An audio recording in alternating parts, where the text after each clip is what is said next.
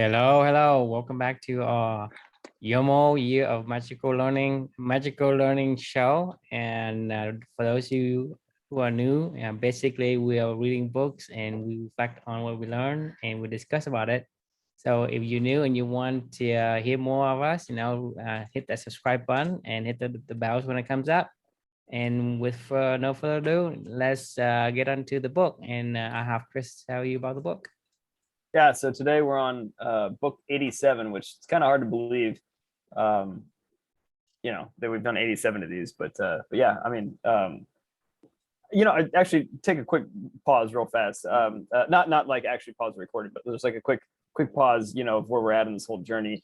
I don't remember what I was. My morning reflection this morning. I always read one of the books that we'll talk about eventually is Joyce Meyer's, the Trusting God Day by Day. And the reflection from this morning was God celebrates your progress, and it's it was all about like just, being proud sometimes of where you are with things. And, as I finished writing reflection number 209 this morning, and we're doing number 87 today, I just, want to say I'm pretty proud of what we've accomplished already thus far. Sometimes you think like, shit, I still have like, 7 more months of daily writing to go and another 165 books. And, and I was like, the other day I was thinking like, man, True and I are only on 87 of these things. It's going to take us like 4 more years to record all these. But at the end of the day, we're having fun, having a good time. And I'm having a blast. I don't know about you guys, but I'm proud of what we're doing. So yeah, it's incredible. I mean,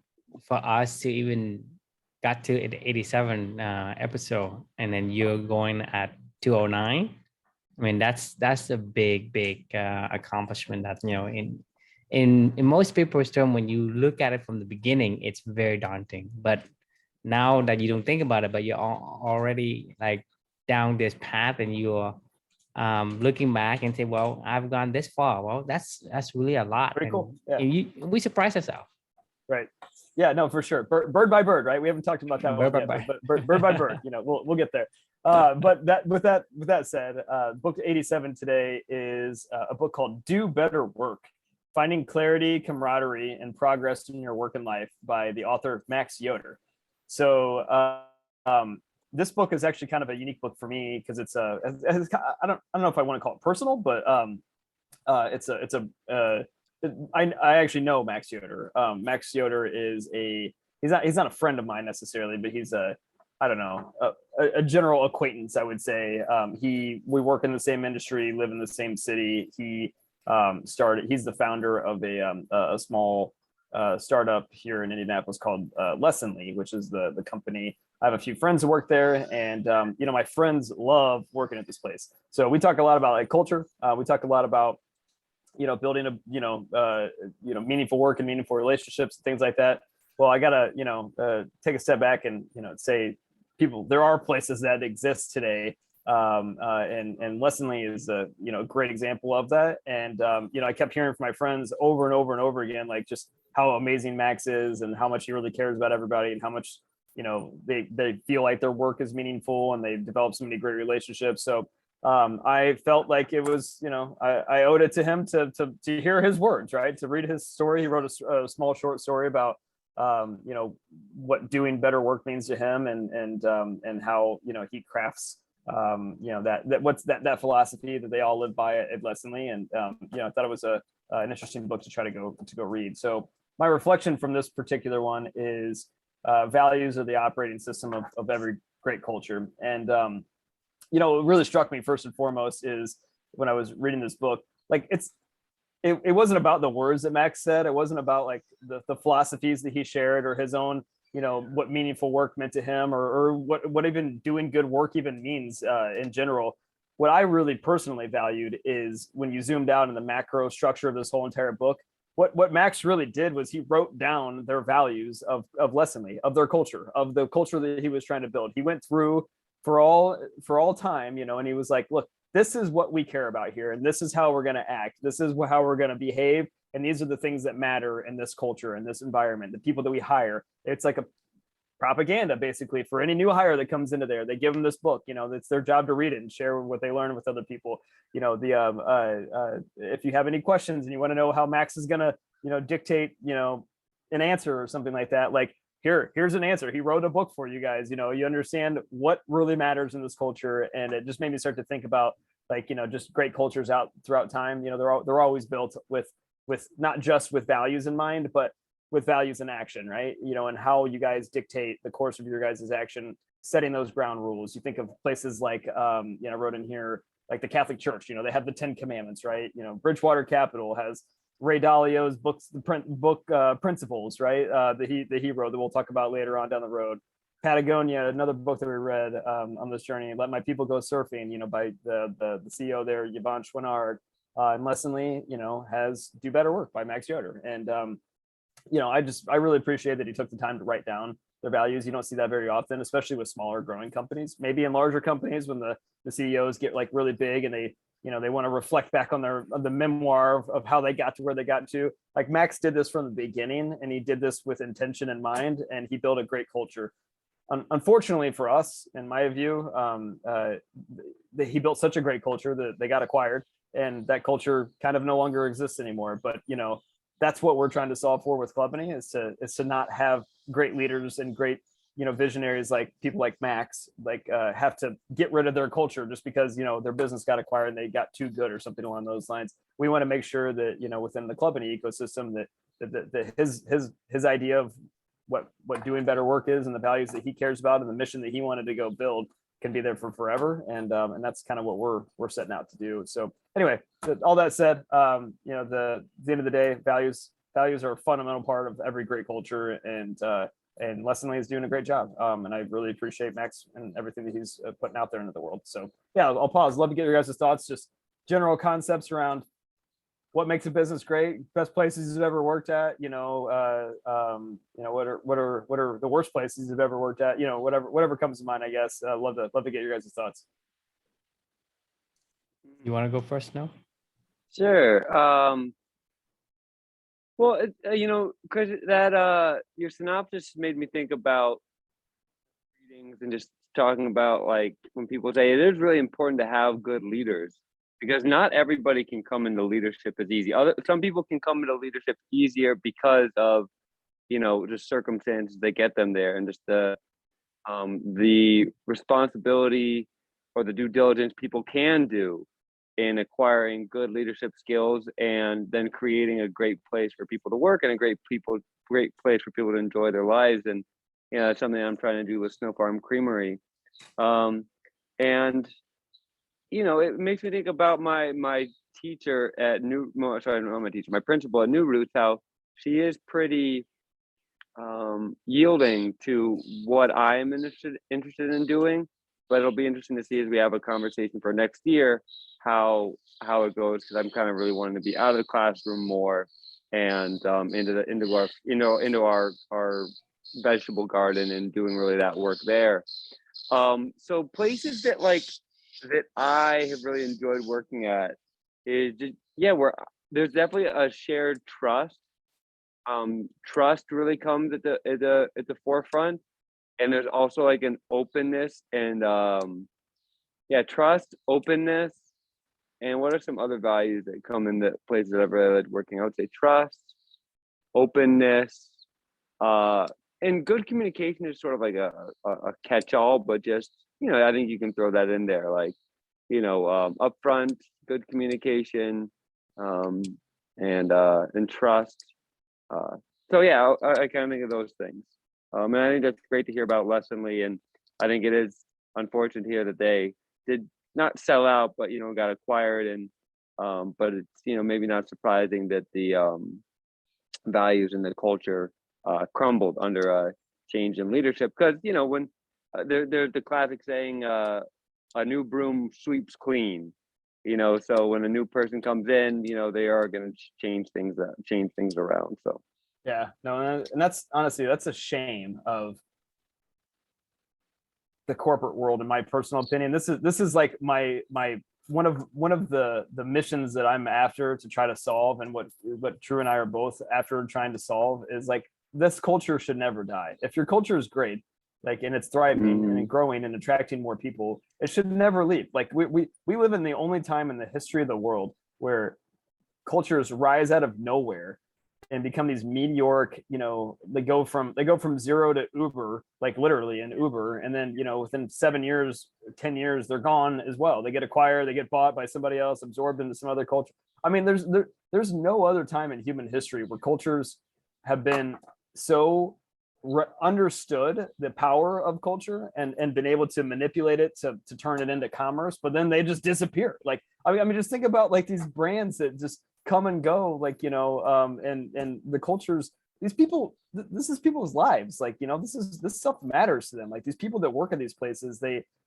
had meaningful work, they loved their leader. They loved working for Max, they loved working for, like when I worked at Angie's List, we had a meaningful work and a meaningful relationship culture going on. We loved working for Bill Osterly. When Bill left, it all went to shit. Like, I mean, and then we got acquired, and then it even further went to shit, and it sucks. Like you watch these amazing cultures get built, scaled, grown, all for what? To get sold? Like, I mean, that sucks. Like, I mean, these are people's lives, and like we want to change that. Like I hate that Max Yoder had to sell his business.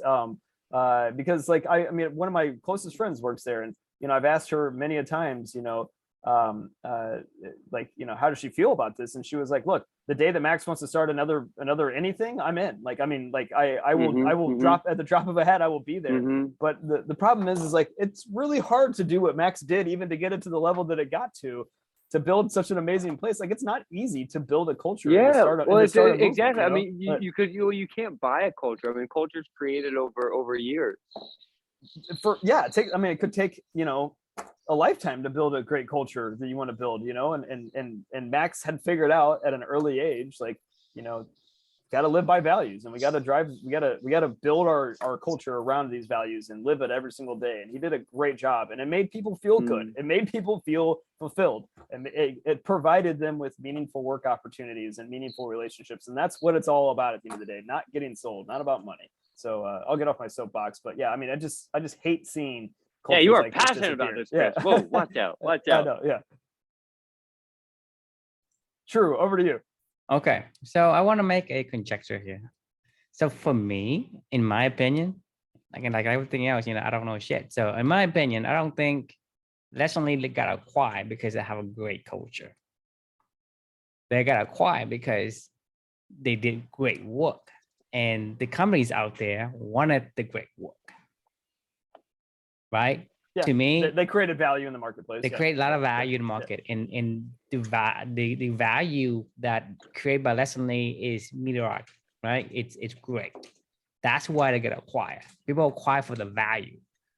But with that in mind, the reason why they got really, really high value is because they have great culture.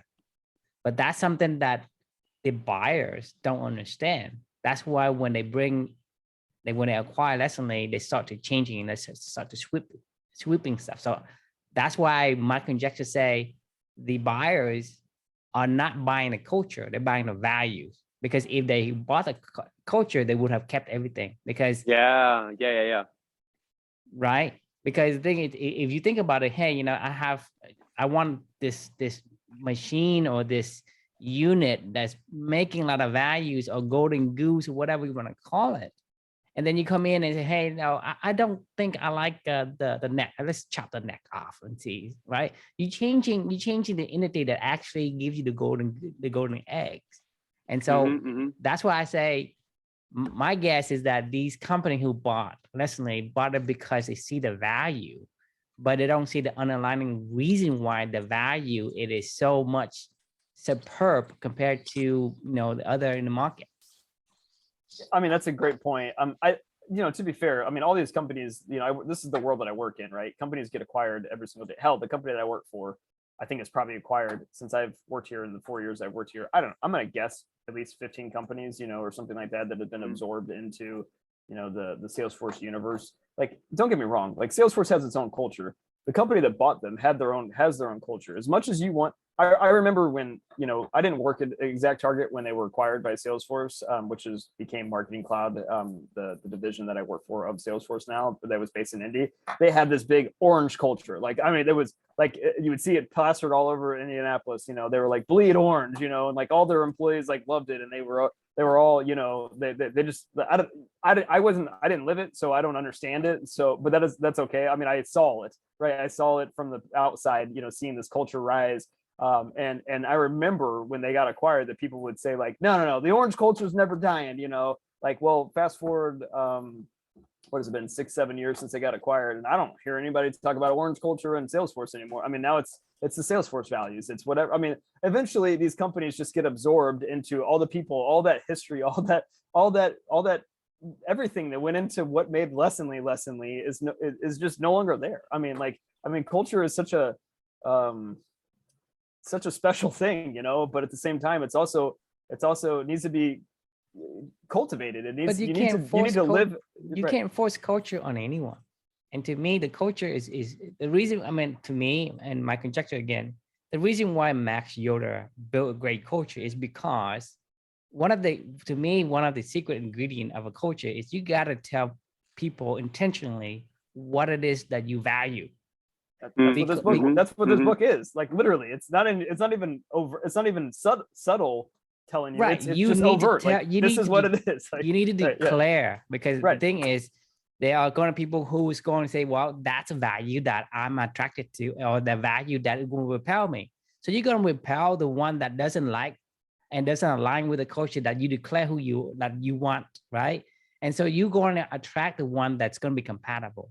That's how you build great culture. And that's my conjecture. That's my opinion. Yes, you can slice it however you want. But for me, the moment you declare it, you say, hey, this is what I want to do, and you live it. So in essence, you pick and know your values, know what you want, what is important to you, and you live it. Once you do that, you're going to get the people that wants to be there, and you're going to repel the one that does not want to be there. And I don't care if you say, hey, Salesforce is great, whatever.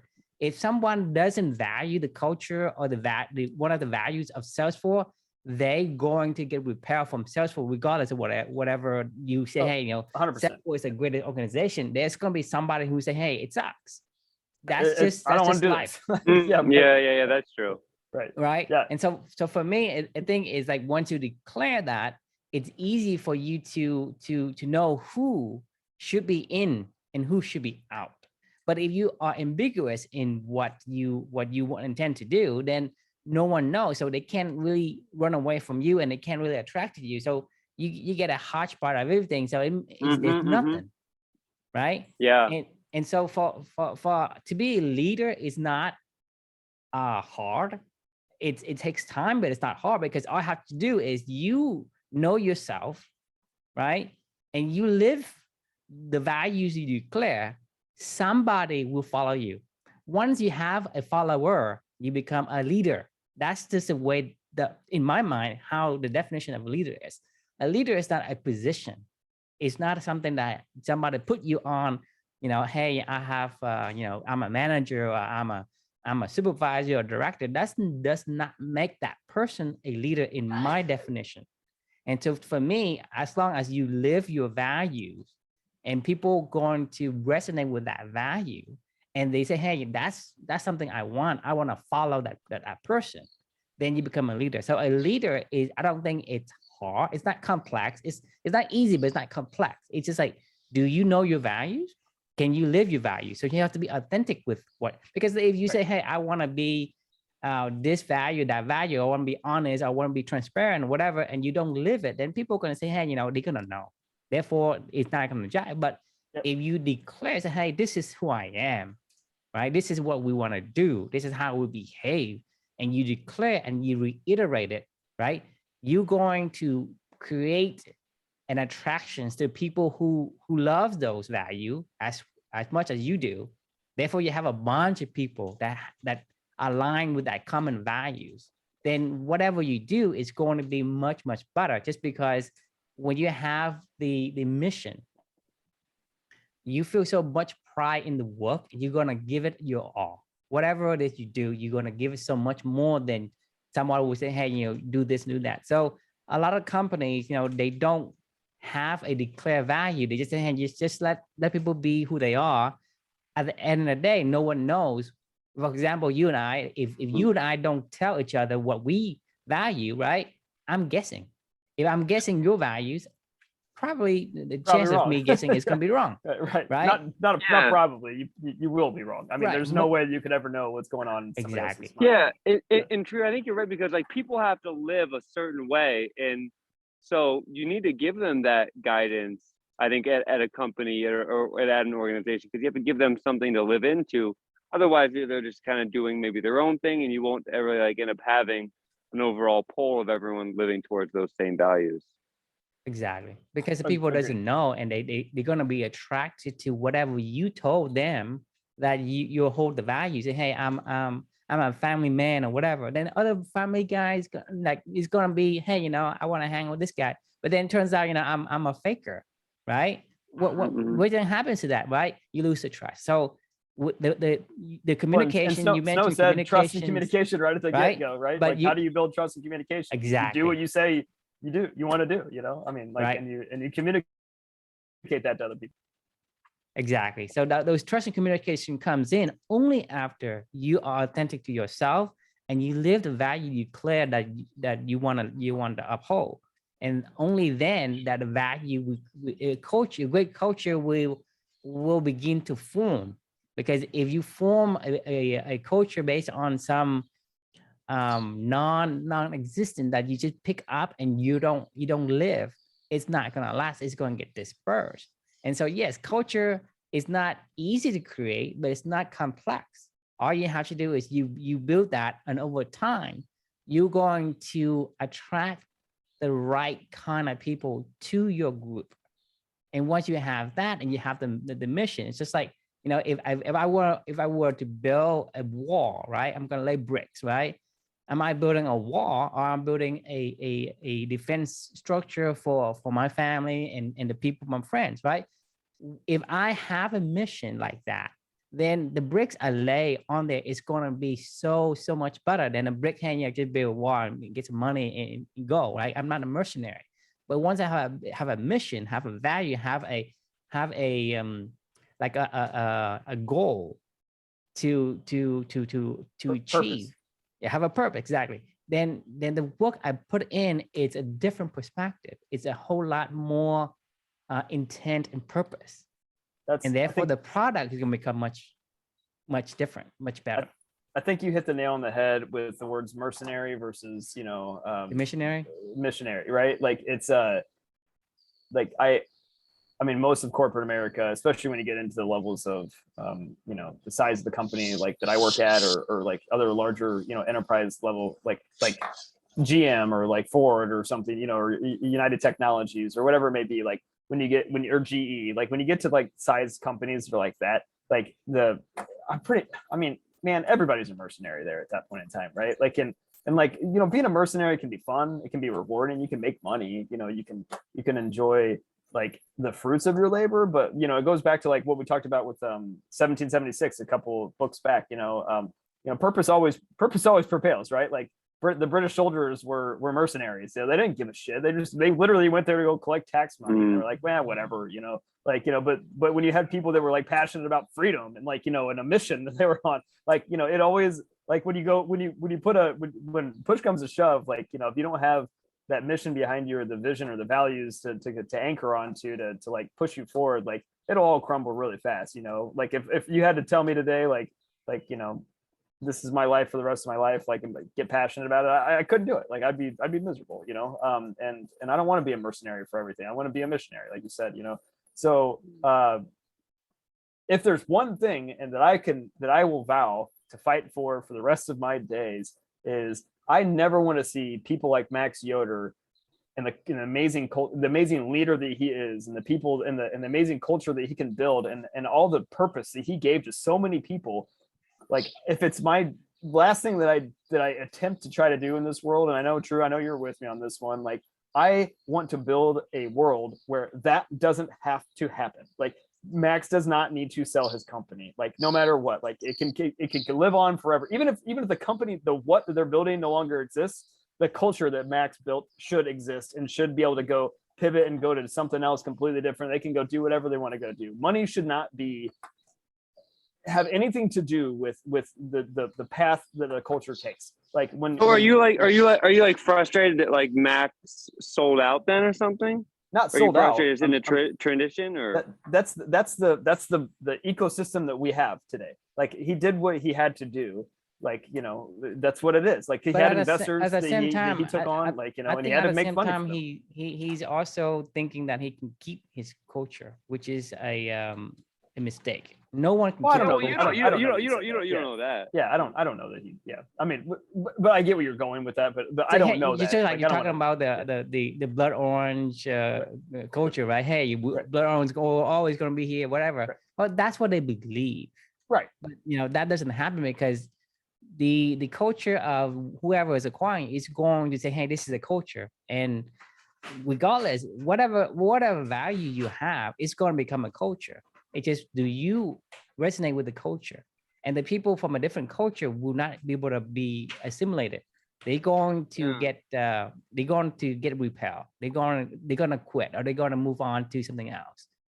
You know what I mean? So a lot of people say, hey, well, yeah, I want the benefit of having a cash out on my startup, and I want the money, but because I mean, this is the right opportunity because I think these company and our company culture could coexist, and that whatever I build, it's still going to be there, because otherwise it could sell to any highest bidder company. But why did he choose a certain company to sell to? Well, Right. And I think that's an understanding of, do you think the culture is going to retain once you move to the new company? But in reality, is I have not seen any company can retain the identity after they get acquired. No, because then you have like different boats rowing in different directions within the same bigger boat. Like, and then it just becomes chaos. Like, I mean, you can't.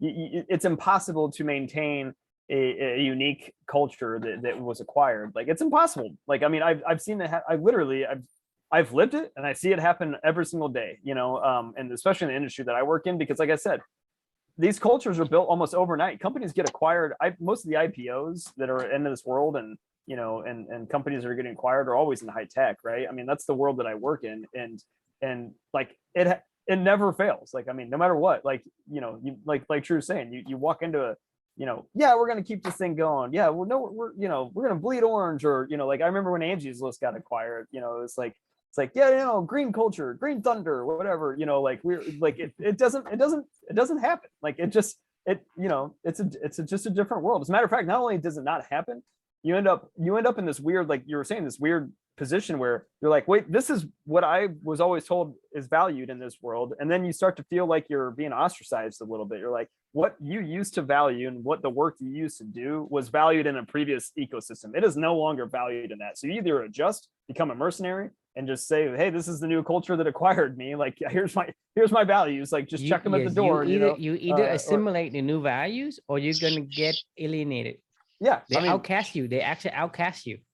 100%. I mean, yeah, I mean, it sucks. So like, and Snow, to answer your question of like, why do I think that Max did this? Well, this is what Drew and I, this is the breakthrough idea that he and I are trying to, the black swan idea, I guess, if you will, that he and I are trying to make happen at this point in time, is the paradigm that exists of commerce and business today is this is it. This is what you have to do. Like, I mean, you take on investors who say, yeah, you have a great mission, you have a great value, whatever, yada, yada, yada. Like, I believe in you, but, here's some money, go do what you need to do. But when the time comes, like, I'm going to take that mission back because I need to make money off this. Otherwise, you can't go start out these companies, right? So what Drew and I are ultimately trying to do is to build an ecosystem where you don't need to take on outside capital. You can to be able to start anything that you want to start. It's just through people's time and value and what they care about and their meaningful work and their art that they want to put out in the world.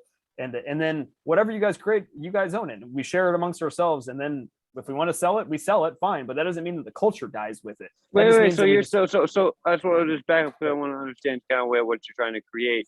So you're saying pretty much you're trying to create a system where people can create businesses where they don't have to take on large investments or investments that they aren't capable of paying back easily or something? Well, no, not investments that are, everybody can pay back an investment, I guess, through selling it or whatever it may be. When you put money into a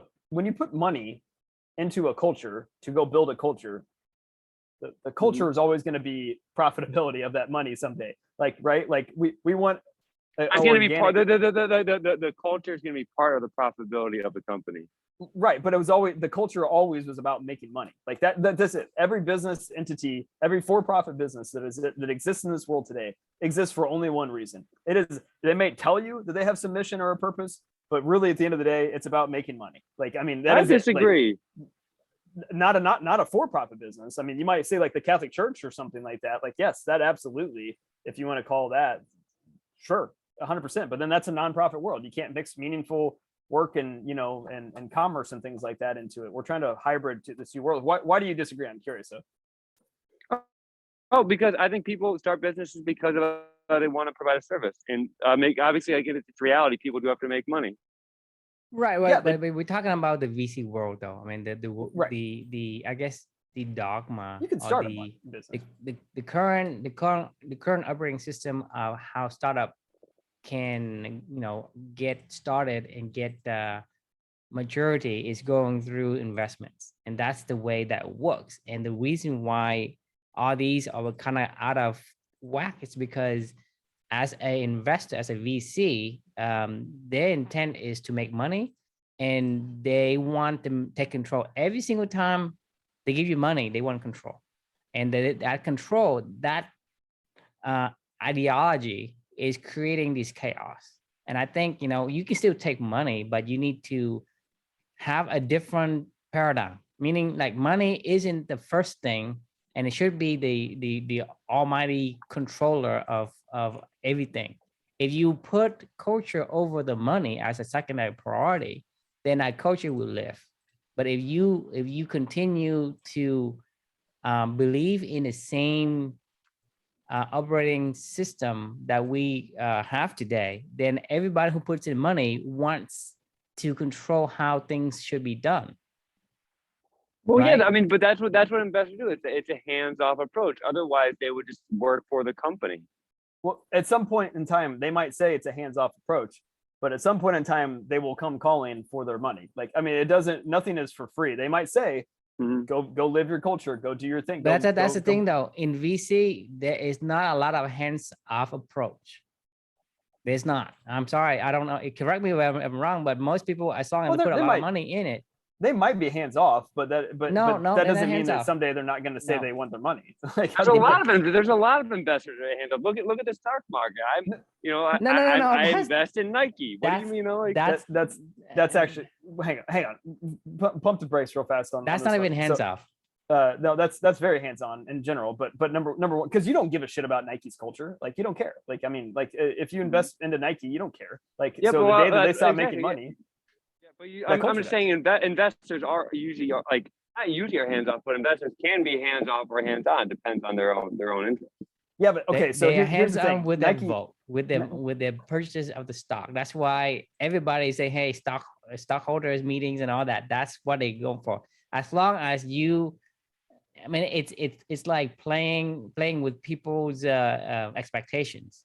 Regardless, I mean, you know, Salesforce is a great culture example, but even for Salesforce, they are going to prioritize stockholders and their opinions and their voting power. The day that we stop making money is the day that they can no longer have a culture. Like, I mean, because that's just the truth. I mean, it's the hard truth. Okay, so juxtapose that to, let's just say, the Catholic Church, right? There's nobody that can usurp the Catholic Church's vision or values or whatever. There's nobody. Like, I mean, even the worst scandals of the world of the crap that we've heard about, you know, like priests and whatever. Like, the thing is nobody, there is nothing outside of that world. They own that culture. Everything that they do and they decide, the culture always comes first with the Catholic Church, right? Like, well, they have the Bible. They have the Bible. Exactly. Well, they have their own books they wrote, you know, and their own commandments and all that other stuff. But here's the thing, is like they exclusively own that culture. Nobody can do anything with that from the outsider's perspective, right? When in any for-profit business that takes on an investment from somebody else, there's always an outside influencer that will always be able to trump their culture eventually at some point in time. That's the point of what we're trying to say is, how do we merge those two worlds together where you focus on the culture and you let the culture grow. No culture should ever die, right? Like, I mean, if your culture is thriving and people want to be around it, it should live for as long as it can exist, right? Like the Catholic Church. I mean, but aren't we glad the Nazi culture died though? I mean, it's kind of coming back a little bit, but like, well, it's actually we are right, but they aren't, right? So it's depending on the perspective you're looking at. Well, hang on. That's a fun theoretical thing. When I meant no culture should ever die, like cultures should absolutely die if people no longer value what they value, right? Like it should organically die by saying like I know not enough people. You have to feed. It's a culture. It has to grow. It has to cultivate. You know. Well, it has to change. Yeah, you're right. Yeah, culture like needs to cultivate with the time. When you look at the Catholic Church, and like their views on gay marriage have changed over time, for what I consider the better. Absolutely right. So like they will adjust with the time, but they'll do it internally, right? Nobody else can say, "Hey, you know what? You aren't going to have this. You aren't going to have this $10,000 if you don't change." Exactly. So you're trying to create more of a business structure that just doesn't, pretty much that isn't as highly influenced from outside investors. Zero influence. It's only influenced by the culture, the club-any culture. Like, so the people that are involved in the club-any ecosystem, all we're focused on is understanding our values, creating meaningful work, and building meaningful relationships. And that's the culture. We talk about Max Yoder's book. Say those three things again. Living your values, understanding your values, what you want to do, producing meaningful work off of living those values, and then building meaningful relationships with other people that want to share in the same values you want to share in, right? Like that's the club-any ecosystem in general, and that will always be at its core. Like we will never take on somebody, even no matter how badly we want to say we want to grow and we want to spread this culture and grow this mission, right? Like we want to, like, but and part of me would say, well, we could go spend a lot of money and go do a lot of advertising or go promote these videos or go publish a book or whatever, right? But then we're beholden to the people that are giving us that money, right?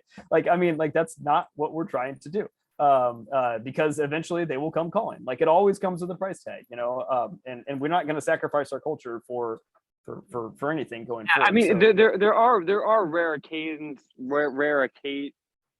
of, let's say, like angel investors or or let's say grants or people who just donate money. The thing about scholarships, they aren't looking for anything back. They're really like, let's say we give money to Purdue University for their scholarship, fund. We're just looking like, hey, we want to keep this culture going of Purdue engineering, or education. Now you're talking our language. So that's why we started a nonprofit, and we're going to fund scholarships as how we're going to employ people. Because it's not going to be tied to revenue. It's going to be tied to the mission and what we're trying to build. And people can donate to it, but we'll just build an endowment or something like that we can always fall back and build our culture around. You're right. Universities, the club-any endowment for people to live their values, have purpose with their goals, and create meaningful relationships. And meaningful work, and like you can still produce meaningful work that generates revenue and that sustains. But it'll just never. There will never be outside investors that are involved in those projects. That'll be internal. That will either fund through our endowment or just through hard work or I mean, honestly, like, what do you need money for? I mean, like, the honestly odd question, like, what do you need money for? Like, if you went to an investor, resources. It's resources. Yeah, you need money for money is you need resources. So might as well skip the middleman and go directly and get the resources. Right. Yeah. Just get the people that want to live those values and produce that meaningful work. And if we could sustain them with a living wage until they start producing meaningful work, then on their own, then they can make their own money.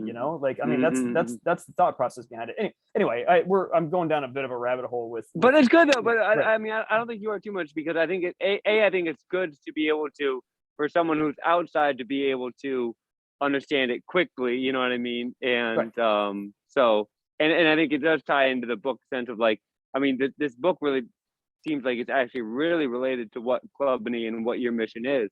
If only he didn't have an outside investor. I guarantee you Max could have built the most amazing culture that would have lived for 1,000 years. Like, this guy's that good. Unfortunately, he did it in this environment, in this ecosystem that he had to play in. And I would love to give people like him a different paradigm to go play in, because I know that he could do something incredible, like. I see. Yeah.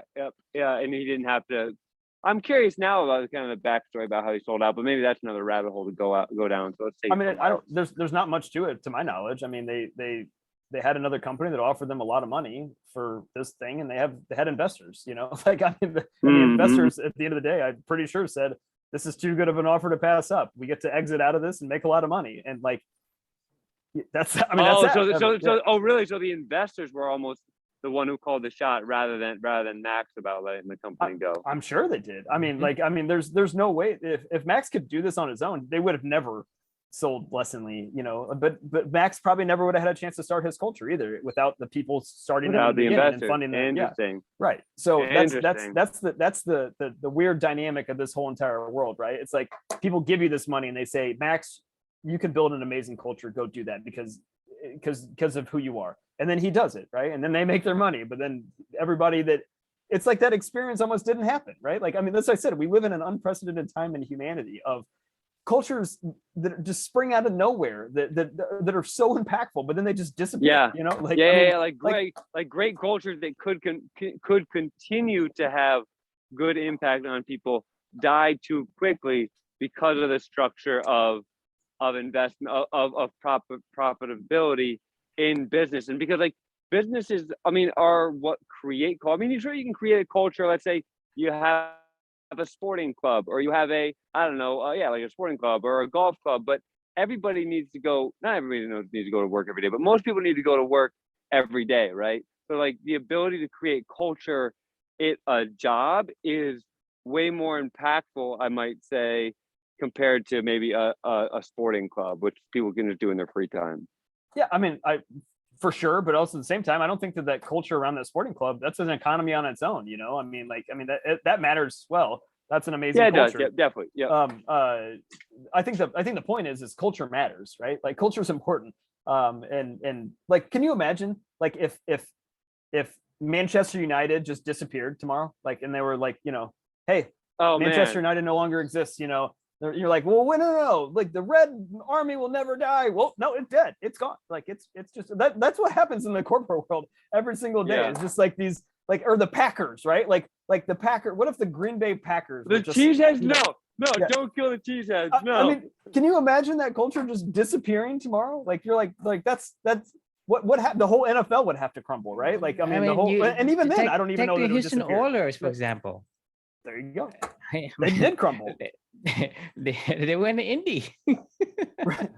But you make a good point though, because like, like a culture like the Packers, like that doesn't change. Does that really change when ownership changes? Like, no, the people actually, the city actually owns the team. They have like individual, and they all care about cheeseheads. Like they all share values around. It's cold weather football. It's it's Lambeau Field. It's whatever they're Vince Lombardi. Like, it's the they care about this stuff. It's their city. It's their pride, right? So I bet you money, even if the NFL dispersed, I bet Lambeau Field. I bet the Packers would still exist. They would find somewhere else where they would exist. If as long as somebody cares about football. Maybe you don't know, but it does just really bring back to like the point of this book. It's like, cultures or values really bring people together, like a shared understanding and just and I think, the third thing or whatever I was talking about, what makes a great place to work at is, care of each other. Yeah, for sure. And I think it's like, look like the Packers culture, they all care about each other, like meaningful relationships. That's what I call meaningful relationships. I think like trust and communications, right? The moment that you live your core values, you're gonna find other people who are similar to you. When you look at them, you look at yourself, right? Mm-hmm. And so when you find people who are very common to you, very relate to you, for whatever reason, you build that connections. That connections creates that caring, right? Because I'm like, I don't know about you, Chris, but I care for you because I know you. I know Sure. you enough, Absolutely. right? That I care for you. Say, yeah, he's a good guy, right? So because of that, right, you have a deeper connections with that person, and then that care will come along. And same thing with trust, because if I say something and I do it, right, that give him confidence in me. Say, hey, this guy is this. He says what he does what he said, right? And so that comes, it comes with the, hey, you know, I trust that guy. He's really authentic. He communicated clearly that this is what how he behaves, right? He's not putting a veil over my head. Therefore, when you have that, because you want to care for yourself, you care for yourself, and other people who are like you want to care for them too, just because they remind you of you. Yeah, you see them. Yeah, it's almost like you're looking in a mirror. It's like if you see somebody who's like you know, you're gonna want to end up taking care of them. Right, 100%. because Like taking this, care of them is taking care of yourself. And I think, you know, that comes in with the, you know, the genes that we inherited. That's how we, you know, conditions for over a million years to behave. this goes back to what my friend that works at Lessonly told me. You know, like the day that Max Yoder wants to start something else, she's there, not because of what he Yeah. wants to build, because of Yeah. and there's 200 other people that would probably come with her in a heartbeat as well, and they don't even sight unseen. They'd be like, I care about these people. I want to be wherever this is happening next, you know. And the sad truth is, like, I experienced that at Angie's List. Like, I mean, there's probably 150 people that I worked with in my time at Angie's List, where we had that same kind of, you know, shared values, and we built meaningful relationships together. And if they all wanted to go start a startup somewhere, like, I would be there in a heartbeat. I would go work with those people again, and I miss it. I miss working with them. I still miss working with them. You know, I've never been able to replace that ever since, you know, that whole entire culture, you know, kind of crumbled, I guess, a little bit. And the truth is 99.9% of the time, those cultures, once they're gone, they're gone. Like, I mean, you know, the people, all those 250 people that worked at Lessonly, like, that now work at, you know, Seismic, the company that bought them or whatever, like, they'll disperse over time. They'll remember fondly all the amazing culture and Max, you know, doing whatever. Like a I mean, dream. maybe, but it's yeah, it's like it never. I mean, that really just eats at my core. You know, that they had purpose, they had meaning, they had meaningful work and meaningful relationships they were doing, and now it's just poof, gone. You know, and it's like, that sucks. Like, you know, like It's a shame. that's a shame. I mean, I want people to be able to have that for as long as they want to have that, right? Like, and it shouldn't. I want people like Max Yoder to be able to build cultures that don't just stop at 300 people. They should stop whenever they hit a point where people, you know, like we said with Nazis or whatever, where society goes, these values are fucked, you know, like, you know, and it starts to come backwards, and the culture starts to die.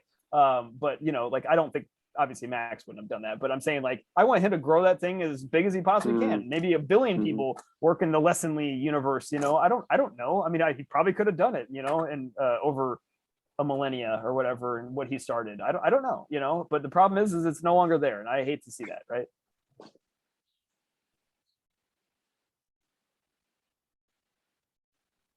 So I guess that's all I all the got. time we Yeah. have. That's all I got. I think So, I think yeah. we went far enough. Yeah, no, that was a fun conversation. Thanks for humoring me on this one. This is obviously something I'm really passionate about. So so the question we can leave, and true as well, obviously. So the question we can leave with everybody is you know, with understanding how important values are and cultures are, you know, what's the operating system of your life? You know, like, what are your values that dictate, that you've written down, that are how you determine how you're going to operate, to, like what Drew said, you know, to be that leader that other people want to you know, work together with you to build meaningful relationships and around those shared values, and to build and produce meaningful work around those shared values. So something to think about, contemplate, leave any comments, and yeah, we'll look forward to catching up tomorrow. Yeah, and is that what you want? You know, do you want to be a missionary, or you want to be a mercenary? You know, what path should you choose? And with that, you know, we'll bid you further ado, and we'll see you next time.